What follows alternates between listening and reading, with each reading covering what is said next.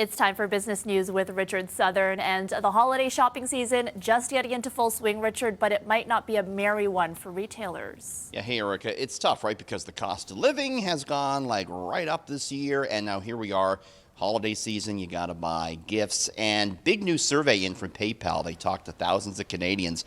And what did they find? They found many of us, Erica, are like drastically shrinking our lists this year. 73% of Canadians are going to avoid splurging on unnecessary presents. What they're going to do instead is save up for the perfect one or two gifts for their one or two top loved ones. So not everyone's going to make the list this year. Potluck get-togethers back on the menu for many. 3 in 10 hosts are going to ask their guests coming to holiday parties to bring some food. 36% of Canadians are planning to travel. Only 36% planning to travel this holiday season.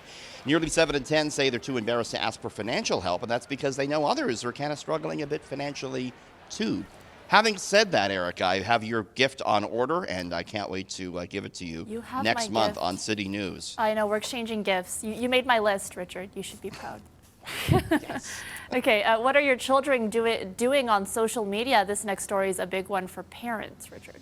Yeah, you might. I mean, who knows what they're doing on there, Erica? Probably all sorts of untoward things. But maybe one of the more troublesome things is looking at ads for fast food and for sugary drinks and food with a lot of sugar in it. This is a big new survey in here from Heart and Stroke Canada, and it finds that unhealthy food brands are increasingly targeting young people on social media right now.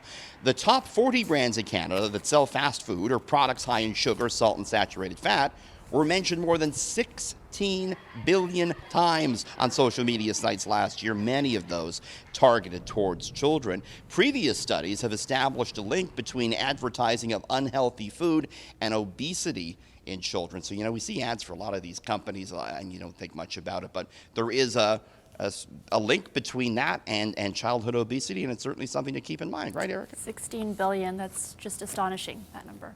Okay, finally, one of the top news stories of the year has been the big increase we've seen in carjackings across the GTA, and we're getting a better picture today of which vehicles are being targeted by thieves. Yeah, the most stolen cars in Canada over the past year. Hope you don't find yourself in this spot, but the most stolen car, the Honda CR-V. It was swiped more than 1,400 times this past year, Erica. Number 2 on the list, the Lexus RX.